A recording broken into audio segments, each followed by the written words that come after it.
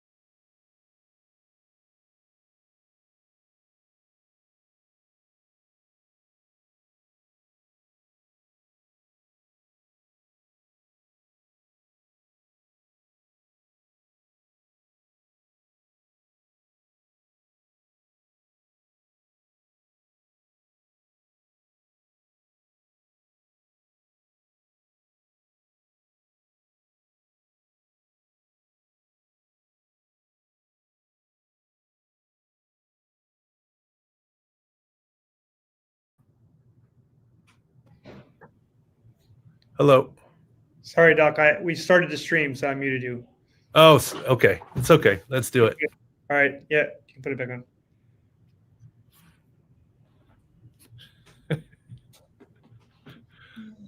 Sorry about that false start there. I had to answer the phone call.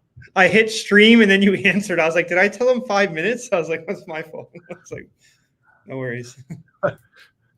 Well, you're a doctor. I guess I could say what it's not. There's no names. There's no names. There's no names. Okay. That was our guy. Let's see. Do I have this stuff up here? Yeah, that was that guy. That was Philip Rivers. He'd been texting me about somebody on his team, and there was some, what should he do this day? And he started with literally the hello was, you know who's our team physician, right? You. So we're trying to do what you want to do. Like, no, you got to get the parents involved. So no names, no HIPAA violations, just good humor, fun stories, whatever. All good. So more importantly, forget that. Sorry about that, guys. That was the little hiccup. I don't know. I didn't know you hit live stream already. Otherwise, I wouldn't have answered. I would have sent Philip to voicemail. Then he'd be mad at you. Yes. No, deflect it to me. That's fine. No, we already talked about it before. You're the de facto St. Michael Catholic. Yeah, well, the reason I laughed is he literally said, you know who's our team doctor, right? What I wanted to say is, I didn't want to say this to him because he would. I was like, do I get a hat or a T-shirt at least? I mean, you should have a T-shirt at least. Yes.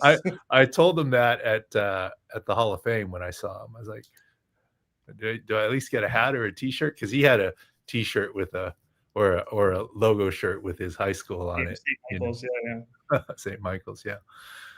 All right, what do we got? Wrap up pod, Sports Injury Central, Pro Football Doc, recap. You know that the Sunday night format I think is working well.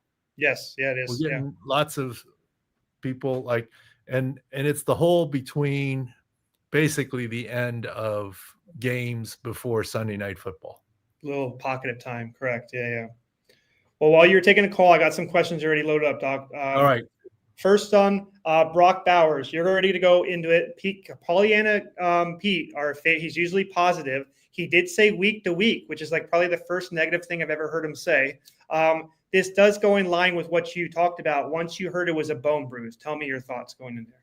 That's what we've been saying since I think it was Adam Schefter's report of a bone bruise. Yeah, you can't play through a bone bruise. You can't risk making it worse. You can't let the cartilage potentially be harmed on top because the cartilage is supported by the bone underneath. And bone bruise microscopically is a microscopic fracture. When did the bone bruise happen? If it happened with the initial injury, yeah, he probably shouldn't have been playing. If they picked it up later, that's why it's all being coming to the surface now. Maybe there was a follow-up imaging that looked worse or something. The bottom line is, and look, I want to make clear for people who haven't heard us say Pollyanna Pete. We, you, I, others at Sports Injury Central use it as a term of endearment. I've used that term with Pat, Jim and Pat on Sirius XM NFL. Pat Kerwin knows Pete very, very well. Pat Kerwin, it's Pat and Pete, right? They're on first. They know each other very, very well. And I've used it with Pat, and he chuckled at it. So he gets the humor of it. It's not a slight. It's not a slight. Yeah, exactly. It's not a slight. It sounds negative that we're calling that. It's like he's just always sunny side up when he talks about injuries in his coach speak.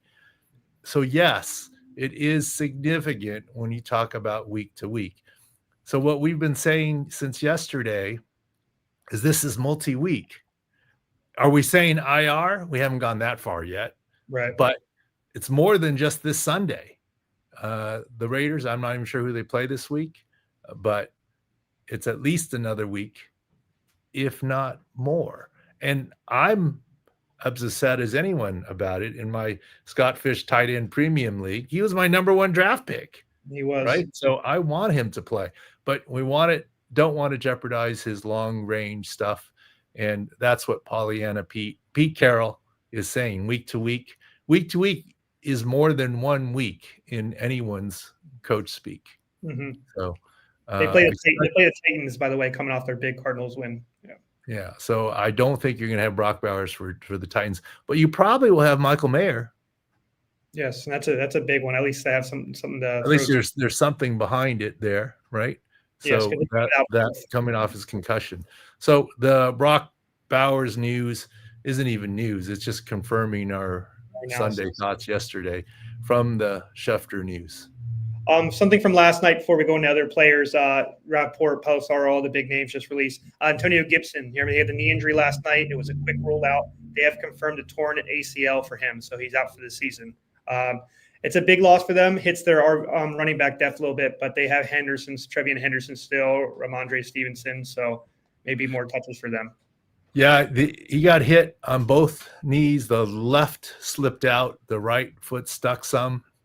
And look, if your foot is not planted, this is the turf grass controversy. If your foot can slip out, you can help to avoid injuries.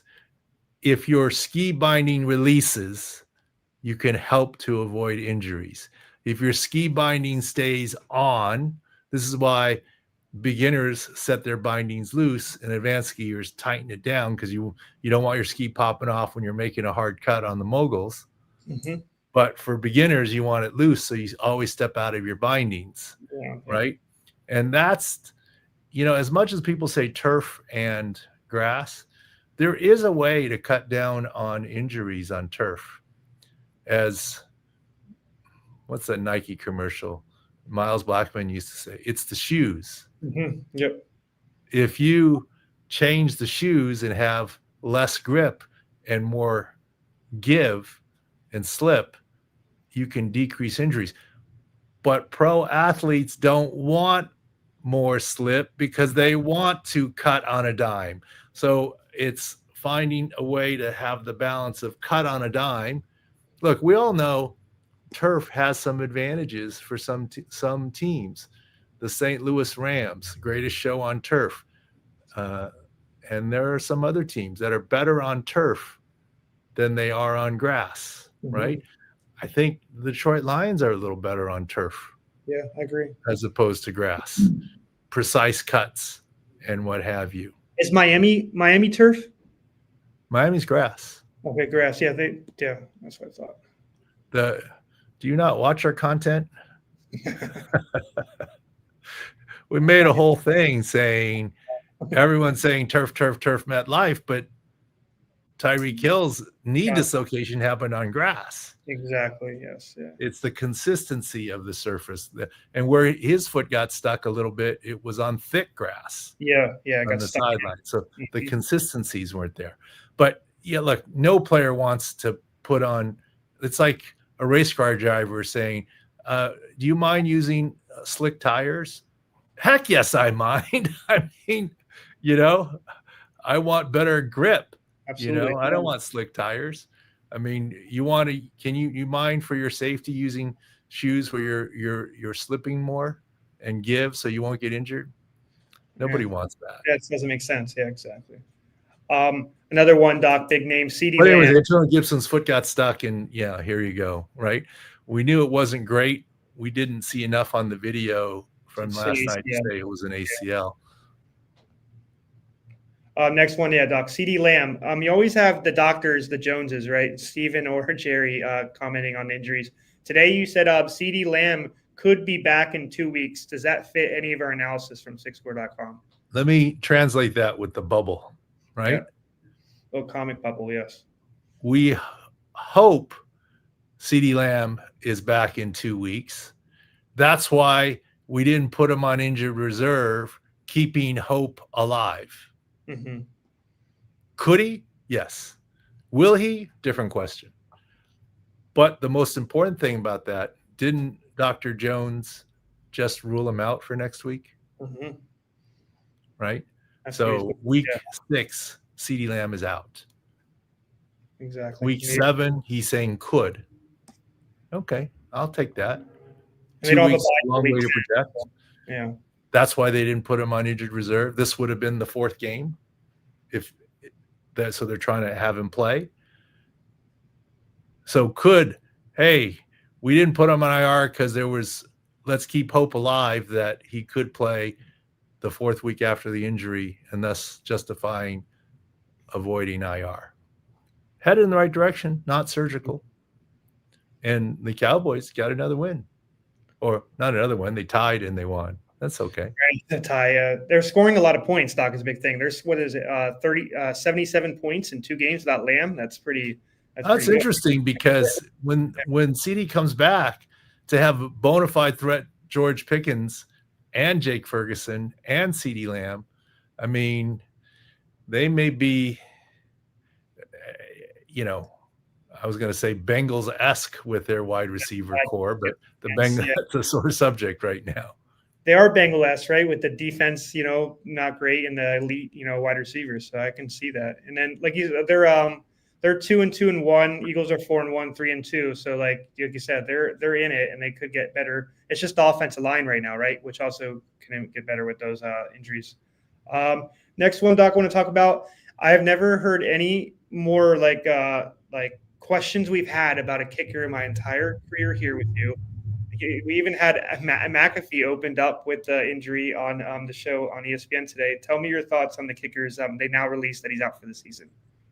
My guy, Pat McAfee, went up to us. Yes, we said MCL, mm-hmm. which I think it is, and he's definitely headed to IR. And how long he's out is of question. McAfee went up to us with I spoke to him, so his sources are better than mine. Right. I didn't talk to Spencer Shrader. Mm-hmm. I didn't look at an x-ray. I didn't examine him. So he's clearly trumping us already. And he said, basically he said season and multiple. He said it without saying it, I think. I think he knew exactly what it was. But he let Schefter break the news later on that he's right on his show with multiple knee ligaments. I think Spencer Shrader told him already. It's like an ACL, MCL, and he's out for the season. But McAfee was being nice, saying he's taking it well, but it's a long time. Yes. So McAfee knew. He just wasn't trying to do that. But look, we knew it was MCL at least, and I hope everyone not everyone, I get fan bases get upset. I don't like delivering bad news. If you look at all the news that I try and deliver, the analysis, I'm always a little bit sunny side up, like on Spencer Shrader. Mm-hmm. I don't honestly get to many comments in Twitter or X, but when I do see like There was a bunch of people who says, what's the acronym? STFU. Oh yeah, cool yeah, kid. yes. You haven't seen Tyreek Hill. You don't know. That's Yeah. not a nerve injury. That's how people walk after surgery. You have to hike your foot up. Okay, fine. See it all. I'm just telling you what I see. I'm not wishing Tyreek Hill ill will. I'm not happy that he has a nerve injury. And quite honestly, I kind of have a soft spot in my heart for Tyreek Hill. I don't really know him very well, but my closest personal interaction with Tyreek Hill was after the Chiefs won the Super Bowl, and this is after coming off the abuse allegations to his kids or whatever.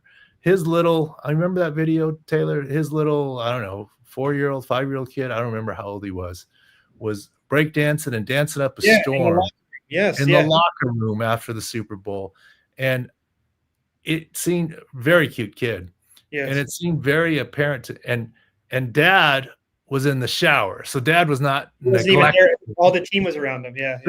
The other team was totally engaged with him. Like, it's very clear that Tyreek brings him around all the time. Like, to me, like, all the other players knew him. He knew all the players. He's very comfortable. He's like, hang out my locker. I'm going to go take a shower kind of deal. And he was dancing and having fun. So I actually thought that was endearing. I don't know whatever happened to Tyreek before. So I'm not wishing ill will on Tyreek Hill. And I am not saying the agent is bad. If anything, I'm saying the agent is good. He's trying to spin things in the favor of his player, just like coach speak and agent speak and whatever it is. So anyways, all good. I saw Harbaugh speak today, John Harbaugh, about, so they are considering maybe a quarterback switch. They said Snoop Huntley will be considered. They brought Snoop Huntley back, by the way. So he's always been the backup when Lamar gets injured. They're considering him at quarterback if Lamar Jackson can't play week 6. That was what he spoke on. You already said you're leaning towards him maybe out. Thoughts on the whole Ravens situation? I think he's out. I mean, how often do we see on a speed player a 1-week hamstring strain? And I get it. The Ravens lost. They're 1-4. I get it. But remember, there's a week 7 bye. So if you get through this week, week 6, week 7, Lamar's 100%, week 8. And at that point, okay, let's say you're 1-5. Look, 7 losses and you're still in the wild card for sure. And 7 losses still may win that division. Right. You'd be at 5. Right. And you're Cincinnati's struggling. Cleveland's been struggling. Pittsburgh's the only one that you're chasing. At 3-1. Yeah. So even at 1-5, and I'm not saying they're going to be 1-5, they're not dead. They're not dead.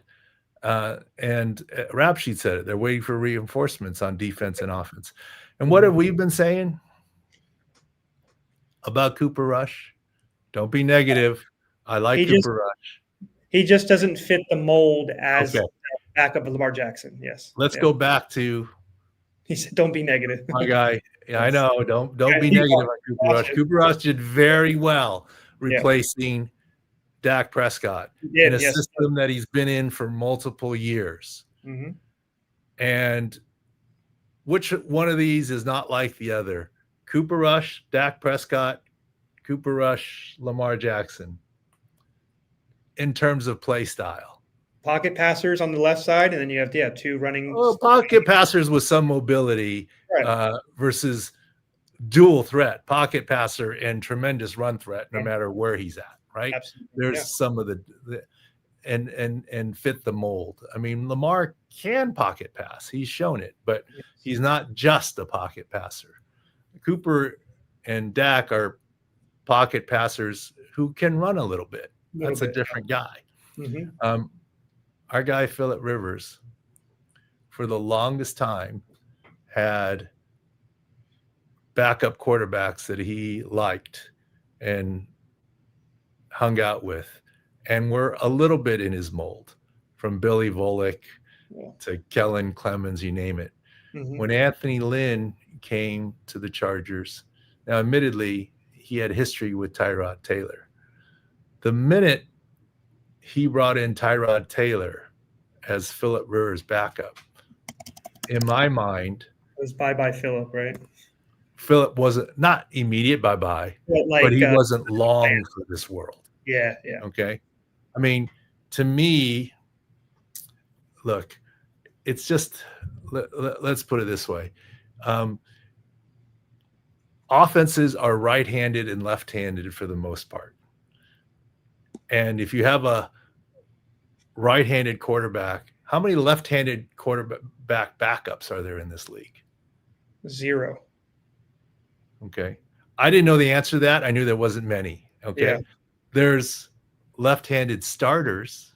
Mm-hmm. And now I'm not saying their backups are left-handed, but okay, Tua's left-handed. Mm-hmm. You just got to roll with it, right? If you could find a good left-handed backup, you might put one in there. But no, you're going to find a good guy. But there's a reason there aren't a lot of left-handed backups in this league. Michael Penix is also left-handed, by the way, too. Sure, Michael Penix. Yeah, but okay.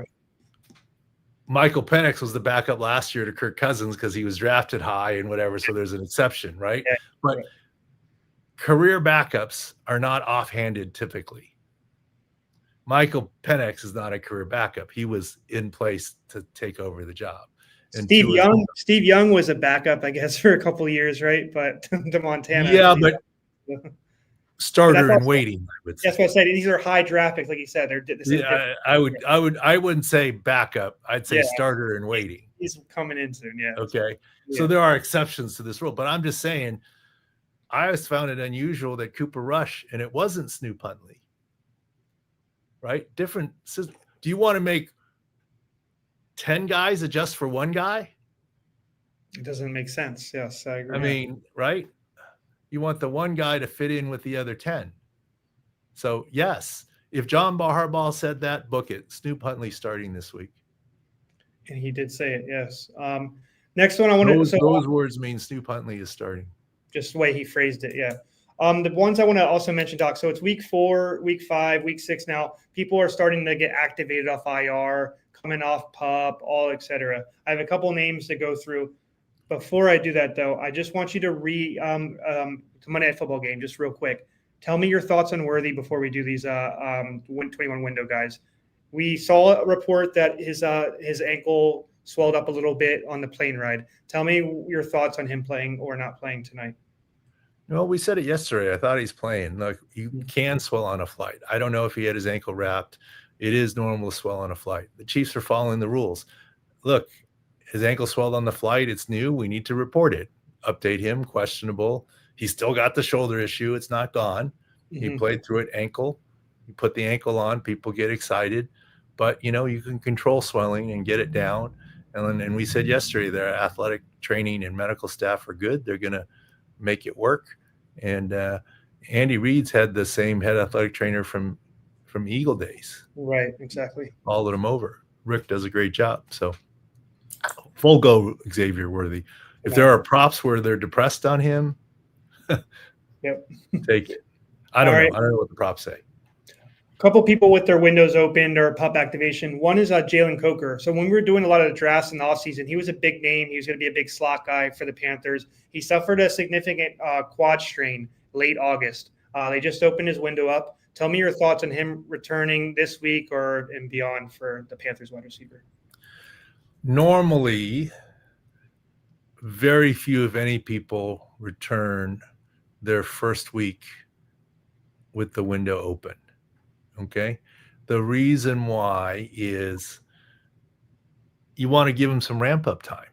So if someone's been out 6 weeks and you open their window after the 6 weeks and they play that first week, why didn't you open their window the 5th week? Yeah, you might have made a mistake. Yeah. You got 3 weeks for them to practice. Now, if after 3 weeks you don't activate them, you have to, they're on IR and they're done. Right.